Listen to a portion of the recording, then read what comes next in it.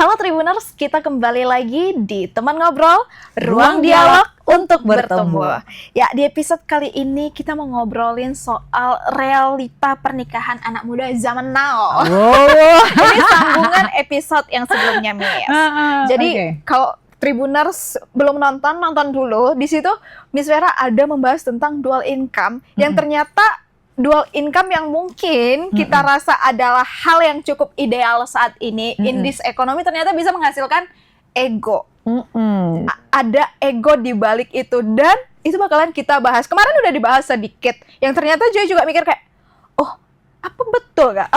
Jadi sekarang mau kita korek-korek lagi ya Tribuners. Nah, sebelum kita melanjutkan video ini, mana tahu kalian ada yang mau tanya bisa langsung komen di kolom komentar. Oke. Seperti biasa, Joy udah ditemani dengan Miss Verawati Chandra. Hai Joy, hai Tribuners. Certified Hypnotherapist, Certified Trainer ya. Oke. Beliau ini merupakan edukator, founder of Boston Academy Indonesia, dan Certified Hypnotherapist from AWGI. Sapa lagi dong Miss sekali lagi. Hai Tribuners, gitu ya, supaya chill ya. Karena hari ini bakal ngomong yang panas Joy.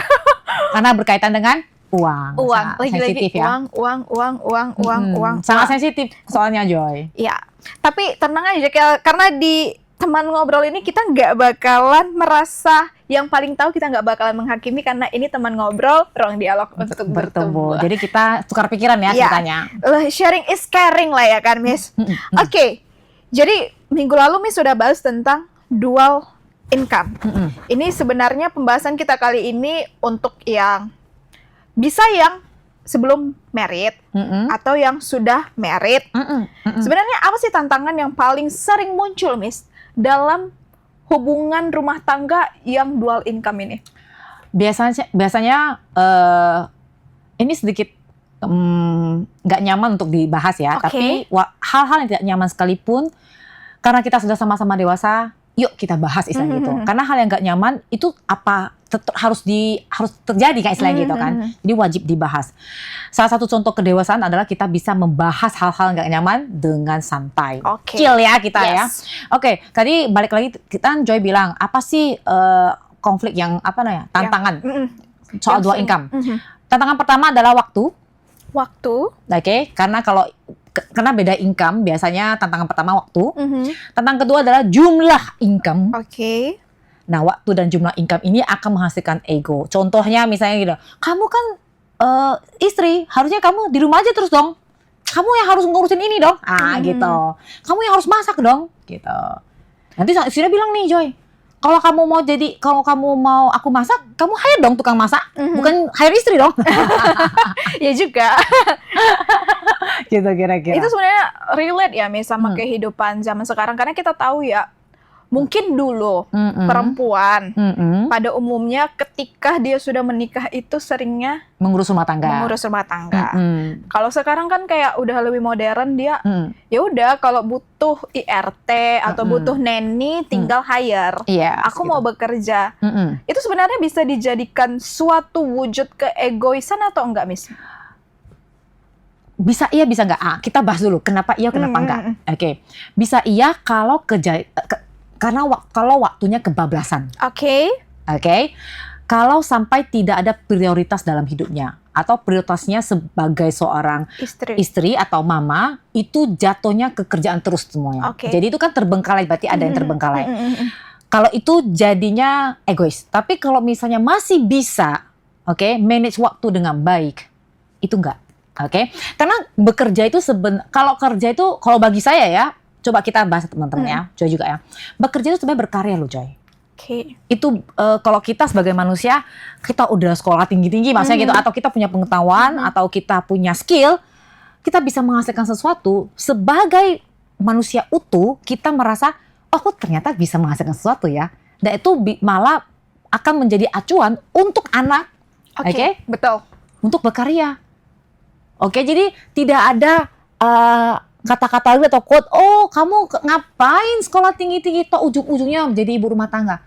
Nah, tapi jangan salah, sebagai ibu rumah tangga itu juga butuh pengetahuan yang sangat banyak. Contohnya ya Joy, ibu rumah tangga itu sebenarnya harusnya ya gajinya paling tinggi. Ya, setuju.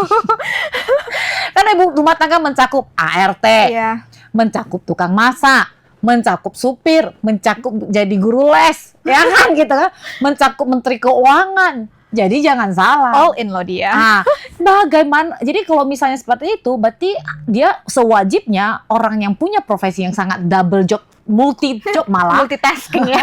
Multi job, betul-betul. Harusnya income-nya banyak dong. Iya. Nah, kira-kira seperti gitu. Jadi biasanya bisa berkonflik kalau tidak ada prioritas waktu, oke, dan prioritas jumlah banyaknya, oke. Sebagai manusia kita harus tahu apa arti kata cukup. Oke, jadi kadang-kadang kita kebablasan, oh ya mumpung nih, kebetulan ada nih cuannya lagi, ada proyeknya nih. Oke, kalau tidak tahu arti kata cukup, maka kita akan bablas. Jadi segala sesuatu yang berlebihan itu selalu tidak baik. Tidak baik, I see. Oke, baik di masalah point of view-nya dia sebagai istri, wanita maksudnya, maupun sebagai suami, ataupun sebagai kepala rumah tangga maupun laki-laki gitu. Segala sesuatu yang berlebihan itu jatuhnya tidak bagus gitu ya, kira-kira Joy. Nah, yang paling ideal Miss, gimana suami istri ini berbagi peran di dalam rumah? Ini akan berbeda ketika sudah berumah tangga. Oke, ada 3 tahapan. Belum berumah tangga, sudah berumah tangga tapi belum memiliki anak, oke, atau sudah memiliki anak. Oke. Nanti kalau sudah memiliki anak juga tahapannya berbeda. Kalau anak di bawah 5 tahun atau di atas 5 tahun, atau sudah anak remaja, itu beberapa tahapan yang beda lagi. Kalau belum berkeluarga, kemungkinan atau kita belum berumah tangga, ya pasti kas masing-masing ya Joy. Itu lebih gampang ya, lebih nyaman. Oke. Boleh nggak sebelum berumah tangga kita punya satu nomor rekening yang sama? Kan ada yang seperti gitu kan? Itulah Miss. Ayo kita sama-sama nabung untuk uang pernikahan kita. Kejadian pula dia wah. Boleh nggak gitu? Saya bingung menjawabnya. Sebenarnya boleh nggak sih Miss? Oke, saya orang tengah ya, benar ya. Oke. Kalau untuk satu tujuan yang sama, boleh. Tapi tidak boleh, uang ini adalah kas bersama untuk semua hal, nggak boleh. Tapi misalnya uang ini adalah kas bersama untuk tujuannya A, atau misalnya untuk liburan, boleh. Oke. Misalnya contoh ya, sebagai teman sekalipun, misalnya aku sama Joy ini ya, kita pengen jalan-jalan Joy. Let's say kita pengen lihat aurora, ya. Kan harus punya duit yang banyak gitu kan. Kita harus nabung lah sekian angka, oke.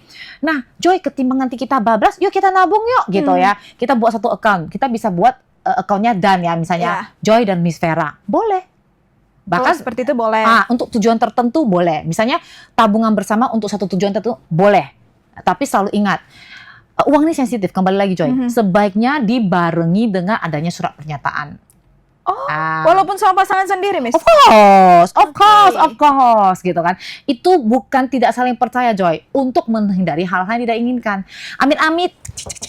Amit-amit lah ada terjadi konflik, itu bisa kita balik lagi ke pasal yang itu, kira-kira seperti gitu. Kesepakatan awal, misalnya gitu. Apalagi amit-amit, kembali lagi amit-amit ya. Kalau salah satu misalnya meninggal dunia. Nah, kita nggak tahu kan? Umur manusia itu kan rahasianya Tuhan. Oke. Kira-kira seperti gitu, Joy. Kalau belum berumah tangga atau belum ada ikatan suami istri, oke. Sebaik boleh, tapi hanya untuk satu tujuan tertentu, bukan untuk kas bersama, untuk semua taruh di sana, beda, oke. Nah, ketika sudah berumah tangga, jadi suami istri, boleh nggak itu jadi kas bersama? Boleh, tapi sebaiknya sebagai wanita ataupun sebagai pria, dia juga punya kas yang beda juga untuk dirinya sendiri. Kita sebagai wanita, misalnya Joy juga punya kas di bank DEF nih. Satu bank untuk Joy sendiri. Satu nomor account lagi, rekening untuk berdua. Oke. Ngerti kan? Boleh nggak nanti nomor rekeningnya banyak nih? Misalnya ini tabungan untuk ini. Boleh, sebenarnya anggap aja itu tabungan seperti celengan. Boleh nggak celengan kita banyak? Boleh dong. Cuma zaman sekarang kan kalau celengan taruh di rumah kan agak-agak gimana ya, riskan ya teman-teman. Jadi account-nya banyak gitu. Boleh, nggak masalah, Joy. Oke. Sekarang ini yang mau Joy tanya. Sekarang perempuan ini, Miss, ada pula statement gini sering kali di sosmed. Untuk perempuan, pesan dari perempuan untuk perempuan. Oke. Jangan pernah kalian bergantung terhadap suami, apalagi dari segi finansial. Katanya, bagaimanapun perempuan harus memiliki penghasilan. Rasa Miss gimana? Oke. Itu benar, tapi Miss akan jawab jawab lebih lanjut lagi. Kenapa itu benar? Oke. Bentar ya. Tadi kan di keuangan kalau sebelum punya anak. Setelah punya anak, nah kalau sebelum punya anak boleh nggak perempuan bekerja? Boleh banget sebenarnya. Nah setelah punya anak, misalnya gitu, setelah memiliki anak, kita harus tahu bahwa anak ini perlu seseorang yang mengevaluasi. Mungkin kita boleh nggak kita hire nanny? Boleh. Tapi pertanyaannya, apakah kita akan bekerja seperti biasa sebelum punya anak? Gak bisa. Loh Miss, jadi enak aja dong, suami saya boleh kok, saya nggak boleh berkarya. Bukan seperti itu, tapi biasanya ibu rumah tangga atau ayah rumah tangga itu berbeda cara bekerjanya. Karena cara kerja perempuan, otak perempuan itu berbeda. Contohnya aja deh, kalau mama itu seorang wanita, mama itu kalau ngasih makan anak, dia kan pasti mikirin at least vitaminnya. Ini ada vitaminnya nggak sih? Ini bergizi nggak sih? Kalau laki-laki, mereka mendidik atau membesarkan anak itu lebih simpel. Asalkan anak nggak nangis, asalkan anak ini sehat, ada sekolahnya, nggak sakit dia, udah beres. Mau makan mie instan juga, sekolahnya bagaimana? Pokoknya naik kelas dia. Ada perbedaan di situ ya. Kalau anak di bawah 5 tahun, kan kita tumbuh kembangnya harus jauh lebih detail, istilahnya gitu. Jadi di bawah 5 tahun, sebaiknya yang mana nih antara suami atau istri yang mana lebih detail, dalam melihat tumbuh kembang anak, dia yang menurunkan sedikit porsi bekerjanya, bukan sama sekali tidak bekerja ya Joy. Biasanya saya selalu menyarankan apa yang bisa kita lakukan di rumah, supaya nyambi nanny membantu kita ngurusin hal-hal yang bisa kita delegasi, kita tetap masih bisa masuk income istilahnya, dan kita masih tetap punya waktu bersama anak. Karena pertumbuhan yang di bawah 5 tahun ini, perkembangan otaknya itu sangat signifikan, sangat gede. Kalau udah gede nanti, apalagi kayak kita Joy, kita mau nambah pinter, kita mau makan kasih otak vitamin itu nggak bisa. Susah. Nggak bisa lagi Joy. Nggak bisa. Kita kalau yang gede-gede ini makan vitamin, contohnya aja ya, kita makan vitamin untuk nutrisi otak itu hanya untuk memperbaiki sel yang rusak setiap harinya kan ada gitu kan. Mungkin karena stres. Tapi kalau anak kecil itu beda ya? Beda. Mereka bukan memperbaiki, justru menambah sel otaknya lebih banyak, ngerti kan? Berbeda. Pertumbuhan anak berbeda dengan kita ini yang udah gede ini. Kita bertumbuh nggak? Bertumbuh, tapi kita mempertahankan kondisi sekarang. I see. Beda sama anak-anak. Mereka masih grow, termasuk perkembangan otaknya, misalnya gitu. Nah, kalau setelah anak usia 5 tahun dan biasanya setelah 5 tahun mereka sudah bisa ngadu. Apa yang terjadi, itu kita boleh menambah sedikit porsi pekerja kita. Maksudnya di luar lah, maksudnya apalagi waktu di anak ini sudah mulai pergi sekolah, punya kehidupan pribadi, misalnya kehidupan dia sekolah, les, udah kita bisa boleh nambah sedikit. Nanti setelah anak remaja, percayalah, mereka nggak butuh kita lagi. Ini kedengarannya sedih, tapi memang relate ya. Iya, kita membesarkan anak untuk let go dia bertumbuh, bukan untuk kekepin ke kita. Salah satu suksesnya kita sebagai orang tua, apalagi sebagai mama, adalah anak ini bisa bertumbuh di luar kita ketika kita nggak ada. Karena tidak ada yang bisa menjamin kita bakal bisa 24 jamnya selama-lamanya. So, apa yang kita lakukan kepada dia adalah untuk membesarkan dia, memberikan dia satu fondasi kalau kita nanti nggak ada. Nah, balik aku urunkan kan dengan aku konekkan kan dengan biasa harusnya wanita punya income bahkan selama enggak, itu saya setuju.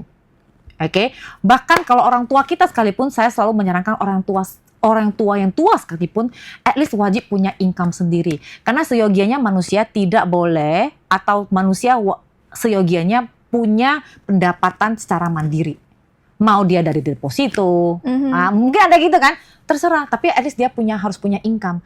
Manusia yang satu itu tidak boleh, apapun itu tidak boleh bergantung dengan manusia yang lainnya. Kenapa? Karena intinya Joy, kita tuh sebenarnya bakal sendiri at the end of the day. Banyak kasus-kasus yang saya temui di ruang praktek itu istri atau yang sudah berpisah, maksudnya mungkin suaminya meninggal ya, kan ada ketika suaminya ada kayak mungkin secara income banyak, terus dia gak mau tahu urusan income. Ketika suaminya meninggal, bingung mau diapain ini. Kalau dia punya uang yang banyak pun dia bingung. Kalau apalagi nggak punya. Jadi gitu bahasa. Gitu kan. Apalagi nggak punya. Nah, jadi punya uang yang banyak atau punya suaminya mewariskan sejumlah uang. Nah, itu uangnya harus diapain? Jadi sebagai istri juga harus tahu, kita sebagai wanita juga harus tahu. Dengan kita punya pekerjaan atau kita masih berkarya, kita bisa relate dengan kehidupan yang sekarang nih. Oh, sekarang cara mainnya seperti ini nih. Sekarang cara main income seperti ini. Contohnya ya, teman-teman, kan banyak nih yang bilang, sekarang bisnis susah lah, bla bla bla lagi. Padahal sebenarnya enggak. Bisnis itu enggak pernah susah sebenarnya. Hanya saja ada yang lebih lambat, ada yang lebih percepatan. Oke? Tapi yang pasti bisnis sekarang berbeda cara mainnya dengan bisnis zaman dulu. Oke? Dulu pada saat kita ini milenial, bener nggak? Kita itu cita-citanya apa? Terbatas, Joy. Kalau kita tanya, nanti besar mau jadi apa? Biasanya guru, masinis, pilot, dokter, pengacara, gitu-gitu aja. Tapi zaman sekarang banyak nggak orang duduk-duduk di rumah atau dia hanya di rumah tidak ke kantor dan menghasilkan uang banyak? Yeah. A lot of time. Banyak jenis-jenis pekerjaan baru. Nah, bayangkan kalau kita tidak bekerja atau kita tidak punya networking, akhirnya kita nggak tahu kan, oh ternyata sekarang udah mainnya seperti ini nih. Jadi ngerti maksud saya kan? Paham. Nah, jadi bekerja itu wajib, Joy. Atau menghasilkan income lah, itu wajib. Menghasilkan income lah, wajib, Joy. Tapi cara menghasilkan income-nya harus kita sesuaikan dengan keadaan sekarang. Karena kembali lagi ya, Miss, namanya juga udah berumah tangga. Berbeda dong. Prioritas itu berbeda. Keluarga ya. Tetap berbeda, Joy. Kalau begitu, kalau dari awal tidak mau, ya child free aja dari awal. Kalau memang nggak mau, ya child free aja. Itu salah nggak? Nggak necessary salah, nggak melulu salah, tapi wajibnya itu didiskusikan. Joy, banyak, coba Joy atau teman-teman di sini, Tribuners di sini coba setelah. Zaman dulu, kalau suami istri itu harus satu kamar. Iya. Ya kan? Zaman sekarang, Joy, banyak loh. Di Jakarta udah banyak, di kota-kota besar udah banyak. Satu rumah, tidak satu kamar. Tapi itu diskusi dari awal. Karena suaminya ini, misalnya ya tukang ngorok nih. Jadi istrinya nggak bisa. Jadi kamar istrinya di sini, kamar suaminya sebelah-sebelahan. Oh, kalau datang orang itu udah dibicara, aduh kenapa pisah kamar? Nah, padahal mereka baik-baik saja. Baik-baik saja dan dari awal sudah kasih tahu aku butuh space sendiri. Nanti ada beberapa waktu nanti istrinya nginap di kamar suaminya atau dan sebaliknya lah gitu kan. Itu pengaturan masing-masing itu salah nggak? Kalau zaman dulu itu bakal salah. Betul, kan? setuju. Budaya zaman dulu salah. Tapi zaman sekarang kalau itu disepakati bersama itu nggak salah. Bukan berarti mereka ada masalah, enggak. Oke, bahkan toilet ada juga toiletnya yang berbeda, tapi sebelah-sebelahan doang. Nah, makanya kan kalau ada yang toiletnya sama tapi wastafelnya 2. Iya. Ya kan, Joy? Ini space aku, ini space kamu, gitu kan? Kalau itu pernah aja lihat. Ada beberapa artis yang udah kasih tahu pun kamar mereka berbeda tapi cuma sebelah-sebelahan dan itu sudah disepakati dari awal. Oke. Bahkan untuk misal saya tetap mau nih berkarya segini nih waktu saya gitu kan. Kita child free dulu. Apakah itu mau child free selamanya ataukah itu berapa tahun? Itu kembali lagi dalam diskusi bersama. Jadi ngerti kan? Paham. Boleh nggak? Boleh, tapi harus kesepakatan berdua. Karena kenapa? Ketika kita berdua itu sudah setuju keputusan A, ketika orang tua kita nanya, kenapa atau sosial mulai nanya, kita bisa menjawabnya dengan lebih pede. Karena ini adalah kesepakatan bersama. Kecuali kesepakatan hanya si istri yang mau atau si suami yang mau. Saya pernah ke dokter andrologi 10 tahun lalu dan dokter andrologi inilah yang dokter andrologi loh, pada dokter loh, itu spesialis laki-laki sih. Kalau kita perempuan kan ginekologi ya, ini andrologi. Dokter andrologi ini memberikan ceramah rumah tangga terhadap saya. Saya bayar sebenarnya dia dokter andrologi berkata, kalian coba tanya dulu waktu itu saya mau program hamil, Joy. Kalian berdua duduk, pulang nanti duduk. Coba uruntingkan baik-baik, apakah kalian membuat program anak ini karena kalian memang benar-benar mau atau keputusan orang, desakan orang atau tidak? Karena ini akan menentukan langkah nanti berikutnya. Banyak juga pasangan suami istri yang tidak bisa punya anak, akhirnya memelihara anjing atau kucing, peliharaan. Boleh nggak? Kalau mereka dua-duanya sepakat dan mereka bagi dengan that way, ya boleh aja. Boleh aja. Tahan telinga. Ya itu. Tahan telinga. Nah, misalnya gitu kan, cuma tahan telinga, perlu tahan telinga. Itu sih sebenarnya gitu. Tapi kalau itu adalah kesepakatan berdua, so it's very fine. Oke. Nah, balik lagi ke kita kan topiknya cuan, gitu kan. Nah, ketika apalagi pendapatan salah satu lebih tinggi, harus dipahami itu adalah rezeki keluarga, rezeki berdua. Bukan ada kata-kata itu kan uangku, itu kan berarti aku berhak seperti ini, gitu. Rezekinya berdua sih. Kalau ini balik lagi menurut opini saya ya, boleh bebas. Coba menurutnya. Karena kenapa? Gak ada yang namanya aku punya semua. Bahkan kita sama papa sama anak aja sekalipun, dengan adanya support dari orang tua, kita baru bisa belajar jalan, belajar ini kan gitu kan. Berarti ada support seseorang dong. Kita manusia itu nggak bener-bener bakal sendiri untuk kesuksesannya. That is why kita butuh support orang lain supaya kita bisa mandiri. Kita butuh manusia yang lain supaya kita bisa mandiri. Gitu. Jadi itu ada rezeki berdua, harus dipahami dulu seperti itu. Nah, dari rezeki itu, misalnya ini ya, account A untuk jalan-jalan, account B untuk investasi. Boleh nggak? Boleh. Boleh. Tapi masing-masing juga perlu account masing-masing, celengan masing-masing. Tetap harus ada. Tetap harus ada. Oke, Miss. Sorry ya, Miss tanya pribadi, Miss, apakah pernikahan yang dual income itu gimana Miss membagikannya? Contoh untuk A, untuk B, untuk C, untuk D. Apakah memang sudah dibagi dari awal atau lagi-lagi itu hasil diskusi? Oke. Saya menikah 15-16 tahun yang lalu. Pada saat 15-16 tahun lalu tidak ada namanya konselor pernikahan ya. Mungkin di Medan masih sangat minim ya, atau I don't know lah, mungkin nggak ada. Itu 15-16 tahun lalu itu berarti 2010 ya, 2012 gitu kan. Nah, pada saat itu kita mendiskusi tapi hanya sampai celengan-celengan yang ada aja. Karena waktu itu kalau misalnya kita mau masuk bank, mahal ya biayanya, bunda-bunda. Kan harus ada biaya ini ya, 16.000 kan. Nah, jadi jujur dulu kami punya banyak celengan di rumah, gitu. Berarti cash ya? Cash. Jadi setiap income kami pada saat itu per hari, tiap hari. Kami punya bisnis yang bisa punya income harian. Oke. Nah, seiring berkembangnya, jadi kami jadi punya beberapa income. Ada yang income bulanan, ada yang income harian. Akhirnya kita buatlah jadi account tertentu. Oke. Tidak ada yang langsung orang sempurna langsung.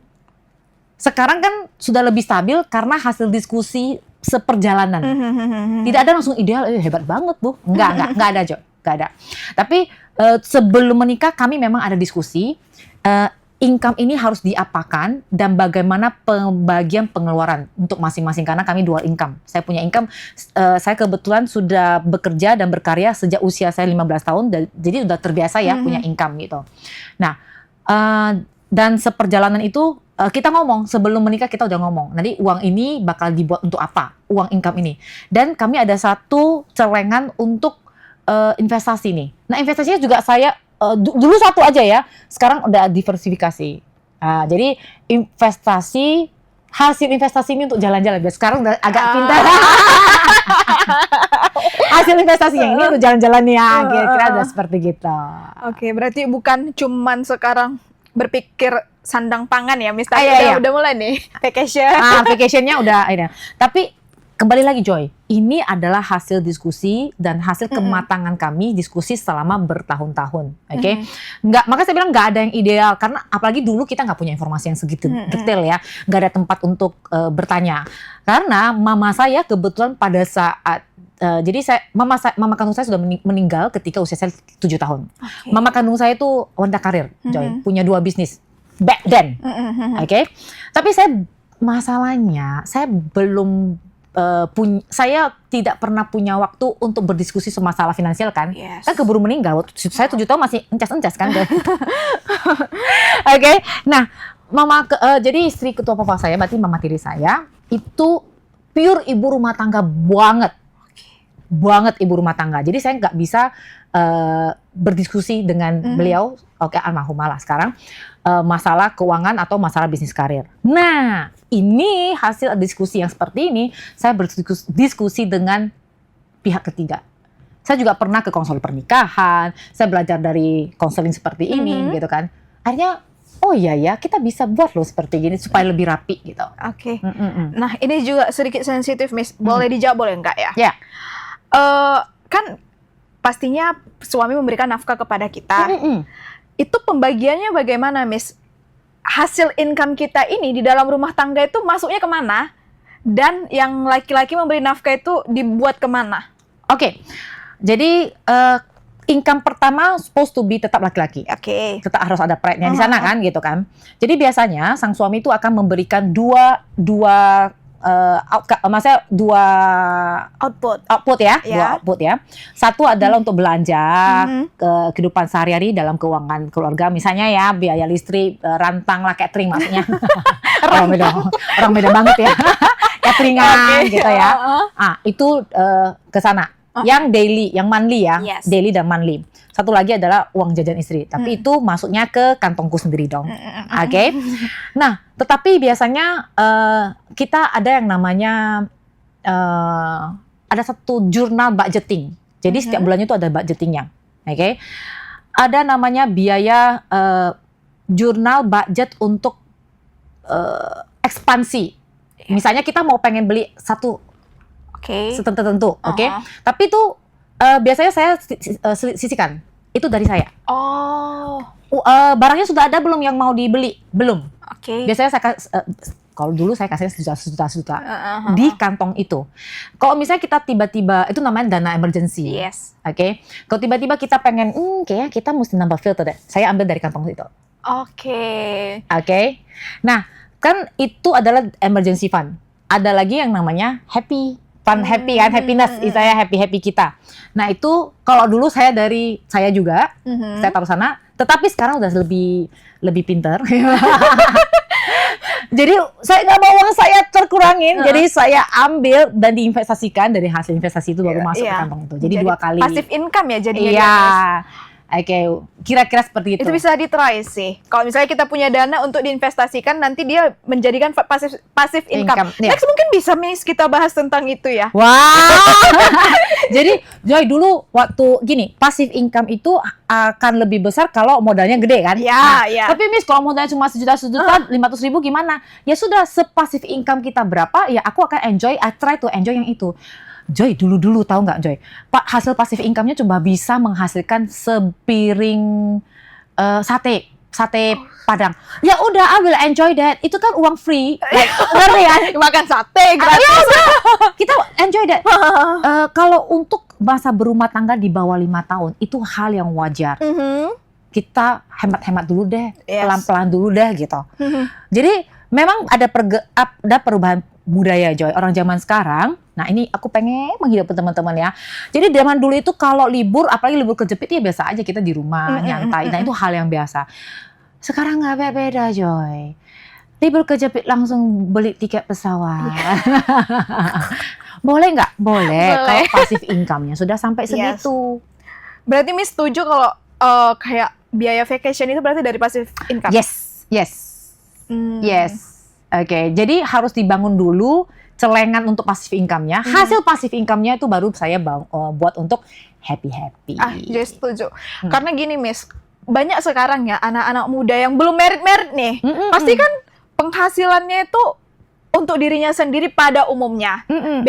Beda cerita kalau misalnya dia itu memberikan kepada orang tua atau lain hal. Itu bisa dicoba loh. Bisa, apalagi kita kalau masih sendiri kan, itu of course pengeluaran kita masih sangat predictable ya. Untuk diri sendiri lah. Masih bisa. Inilah justru lah Joy, itulah saatnya kita bisa istilahnya masukkan celengannya di banyak-banyak.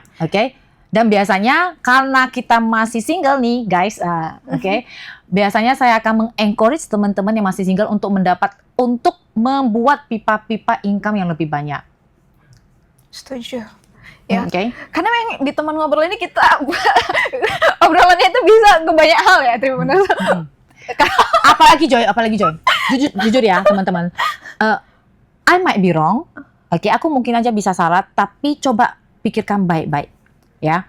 Menurut saya justru di zaman sekarang yang orang bilang digital lah, AI lah, itu justru membuka kesempatan untuk membuka pipa-pipa baru dalam keuangan.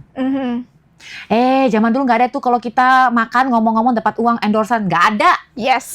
Sekarang kita sambil makan sambil mendapatkan uang baru kan namanya gitu kan. It's a new income kan. Contohnya lagi di aplikasi tertentu kan kita bisa kasih gift ya. Gift itu kan hadiah juga kan. Oke. Zaman dulu mana ada. Betul kan? Nah, so di pikiran saya ya, justru zaman sekarang memberikan kita kesempatan lebih untuk mengeksplor dan menghasilkan tambahan income. Pintar-pintar kita deh, apalagi kita masih single. Enak banget Joy. Gitu kira-kira. Berarti Miss tetap mendukung pernikahan yang dual income ya?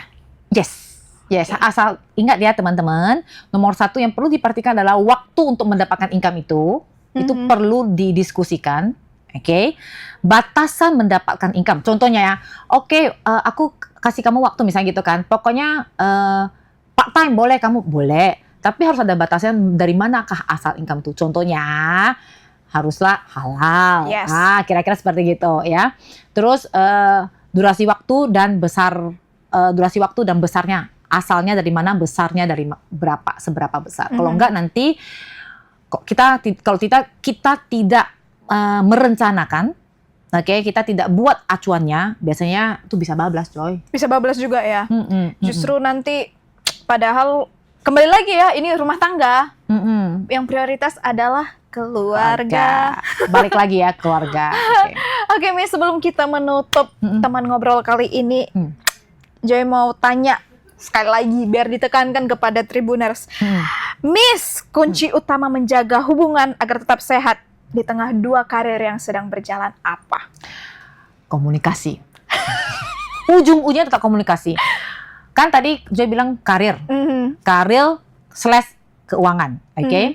Ada beberapa jenis karir yang agak berjauhan, Joy. Misalnya contohnya ya, back office atau misalnya contohnya sang suami karirnya back office, jadi ketemunya komputer terus ya, atau si istri justru ketemunya bisa sales di bidang sales. Itu kan dua dunia yang agak berbeda. Ajaklah pasangan untuk at least tahu bagaimana dunia pekerjaan kita. Jadi kalau di sales ini kan ada namanya tunjangan, ada namanya bonus. Jadi tidak tiba-tiba suami jadi, atau salah satu ya kita anggap yang aneh, kok tiba-tiba dapat income-nya kok ada tambahan ini, dari mana gitu. Untuk menghindari kecurigaan. Jadi ada beberapa jenis karir yang memang vibe-nya jauh, Joy. Ada kan karir misalnya kalau istrinya penyanyi nih. Jadi income-nya itu kan berdasarkan show atau project, gitu. Ketika dapat uang itu harus digimanain kelola keuangannya, Itu jauh banyak membantu, Joy. Pengelolaan keuangan. Sebenarnya kalau kita pikir-pikir, Joy, orang kan biasanya kan banyak berpikir masalahnya di income. Sebenarnya banyak permasalahan yang bisa diselesaikan kalau kita kelola uangnya dengan baik. Berarti bukan pemasukannya ya, tapi pengelolaannya. Kelola dulu, Kita kan selama ini fokus sama income-nya, itu tidak salah, nggak sepenuhnya salah, tetapi kunci berikutnya adalah dikelola. Kira-kira gitu, Joy. Setuju ya. Mungkin barangkali buat teman-teman yang dia udah berpikir, udah deh aku resign, aku mau menikah. Gitu. Mungkin bisa dipikirkan lagi dari sini dengan tetap memprioritaskan keluarga tadi ya. Ini let's say kita kan untuk membahas pernikahan. Nah kalau yang single tadi pesan Miss Vera, cari uang banyak-banyak, investasikan di diri kita. Nah, di diri kita dan lagi investasikan lagi ya. Biar ada passive income. Oke, terima kasih Miss Vera ya. Makasih Joy. Udah memberikan ilmu ya Joy, insight ya. Ya, insight yang cukup bagus kepada Joy pribadi ya. Let's say sebagai host yang ngobrol secara langsung juga, semoga ini juga sampai kepada Tribuners, obrolan kita ini bisa membantu mereka untuk membuka pikirannya, mana tahu ini ada adalah insight nih. pertanyaan-pertanyaan selama ini udah ada di kepalanya, Miss. Terima kasih juga kepada Tribuners yang udah menonton teman ngobrol sampai selesai, nggak bosan-bosannya ya. Jangan lupa untuk menyaksikan teman ngobrol minggu depan setiap hari Kamis di episode selanjutnya. Kalau begitu, aku Joy, Miss Vera, dan kru yang bertugas pamit undur diri. Bye Tribuners! Dadah! Dadah!